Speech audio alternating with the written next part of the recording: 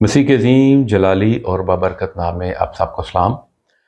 खुदा उनके मुकद्दस कलाम में से हम देखेंगे मत्ती की इंजील उसका 28वां बाब और उसकी पहली 2 आयात। और देखो एक बड़ा भूचाल आया, क्योंकि खुदावंद का फरिश्ता आसमान से उतरा और पास आकर पत्थर को लुढ़का दिया और उस पर बैठ गया। मरकस 15वें बाब की 46वीं आयत। और एक कब्र के अंदर जो चट्टान में खोदी गई थी उसे रखा और कब्र के मुंह पर एक पत्थर लुढ़का दिया। और फिर मत्ती 27वें बाब की 66वीं आयत।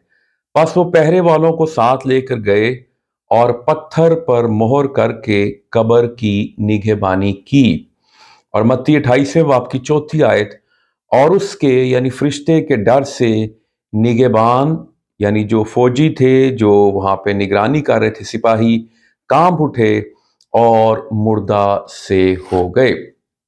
अजीजों, इन हवाला जात की रोशनी में हम देखें तो खुदावंद यीशु मसीह जब जी उठे तो बाइबल मुकद्दस ये बताती है कि जो यीशु मसीह की कब्र पे पत्थर रखा गया था और उस पत्थर के ऊपर जो रूमी सल्तनत हुकूमत की मोहर थी वो लगाई गई थी। और फिर निगहबान वहां पर मौजूद थे। इनके बारे में आज हम देखेंगे कि पत्थर लुढ़क गया था, मोहर टूट गई थी और निगहबान जो थे वो मुर्दा हो गए थे। पत्थर का हट जाना, पत्थर का लुढ़क जाना, ये यीशु मसीह की फितरी जो ताकत थी उस पर यीशु मसीह का गलबा हम देखते हैं। और मोहर टूट गई यानी जो रूमी जो सियासी हुकूमत थी, ताकत थी, उस पर यीशु मसीह की कुदरत, उसके ख्यार, उसके गलबे को देखते हैं।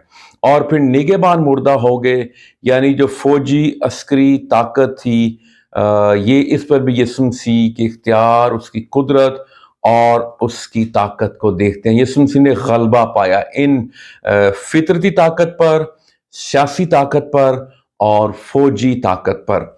ये जो पत्थर यीशु मसीह की कब्र पर रखा गया था, ये तकरीबन 1.25 टन का था। और बैलगाड़ी का जो पहिया होता है ये उसकी तरह गोल था, इसको लुढ़काया जाता था। और ये पत्थर इसलिए कब्र पर रखा जाता था, एक तो जानवरों से, दरिंदों से महफूज रखने के लिए ताकि वो लाश को चीर फाड़ ना दें। और फिर दूसरा ये था कि कोई लाश को चुरा के ना ले जाए, उठा के ना ले जाए। सो लोग अपने जो अजीज जो मर जाते थे उनकी लाश को महफूज रखने के लिए कब्र के मुंह पर पत्थर लुढ़का देते थे। पत्थर किस बात को जाहिर करता है? पत्थर रुकावट को जाहिर करता है। और औरतें जो सुबह सवेरे जा रही थी खुदावंद यीशु मसीह से मुलाकात करने के लिए, याद रखिए, और वो यीशु मसीह से जो मुर्दा यीशु है, जो मर चुका है, जो कब्र के अंदर है, वो उस से मिलने जा रही थी। यानी उसके बदन पर वो मसाला जात खुशबूदार चीजें मलने के लिए जा रही थी। लेकिन उनको नहीं पता था कि हम जो मुर्दा यीशु से मिलने जा रहे हैं तो वो हकीकत में वो जी उठा है। हालेलुया।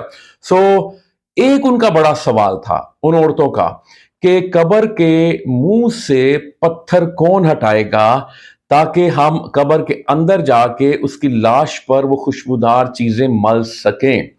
सो यीशु मसीह और उन औरतों के दरमियान ये पत्थर हायल था, ये रुकावट को जाहिर करता है।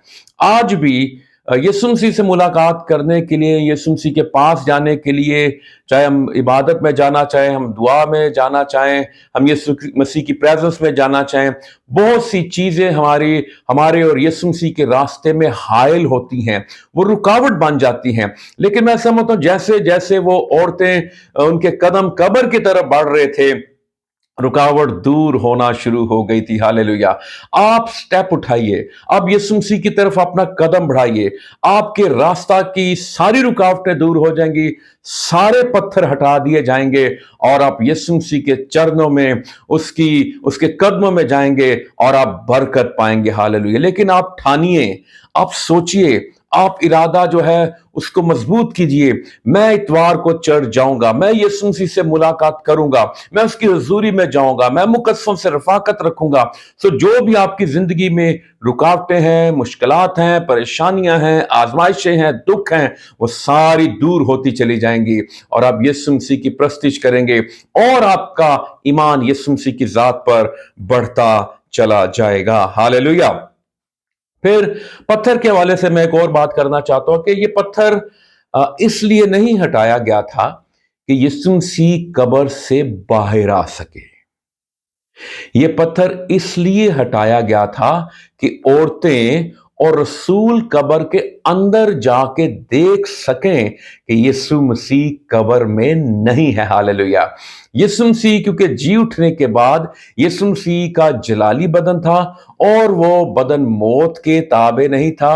और आपने पढ़ा यूहन्ना की इंजील में जो 20वां बाब है, वहां पे हम पढ़ते हैं कि दरवाजे बंद थे और यीशु मसीह बंद दरवाजों से उस कमरे में दाखिल हो गया था। हालेलुया। इसी तरह जलाली बदन में यीशु मसीह चाहे कब्र पे पत्थर होता भी तो यीशु मसीह कब्र में से बाहर निकल सकता था। हालेलुया। लेकिन पत्थर इसलिए लुढ़काया गया ताकि दुनिया को दिखाया जा सके, ताकि शागिर्दों को दिखाया जा सके कि वो कब्र में मौजूद नहीं है। और लिखा है अनाजील में कि उन्होंने अंदर जाके देखा। और आज भी अगर आप गूगल पर, आप यूट्यूब पे सर्च करें तो आपको यीशु मसीह की कब्र नजर आएगी और वो कब्र खाली है। हालेलुया। खुदावंद यीशु मसीह की सलीब भी खाली है, उसकी कब्र भी खाली है और लिखा है कि वहां पर कफन ही कफन था, उसका कफन भी खाली है। हालेलुया। यीशु मसीह मुर्दों में से जी उठा है। हालेलुया। और जहां भी 2 या 3 उसके नाम से जमा होते हैं वो उनके बीच में मौजूद होता है। हालेलुया। सो उसका जी उठना, उसकी क़यामत क्या कर रही है? पत्थरों को, रुकावटों को हटा रही है। आप अगर जिंदा यीशु की प्रस्तिश करेंगे, उसकी सिताइश करेंगी, आपकी जिंदगी से मुश्किलात दूर होती चली जाएंगी, रुकावटें दूर होती चली जाएंगी और आप पर बरकत के दरवाजे खुलना शुरू हो जाएंगे। फिर दूसरा काम क्या हुआ? वो मोहर जो थी, जो पत्थर पर लगाई गई थी, एक बड़ा रस्सा होता था जो पत्थर के एक सिरे से दूसरे सिरे पर उसको बांध दिया जाता था और रोमी हुकूमत की मोहर लगा दी जाती थी। मोहरें भी टूट गईं और ये मोहर अगर टूट जाए या उसको तोड़े तो उसके लिए सजा जो थी वो मौत थी। लेकिन ये फरिश्ता आसमानों से आता है, वो पत्थर पर बैठ जाता है, वो मोहर को तोड़ देता है। और फिर तीसरी बात ये थी कि जब आसमान से फरिश्ता आता है तो सिपाही उस फरिश्ते को देखकर कांपना शुरू हो जाते हैं और फिर वो मुर्दा से हो जाते हैं।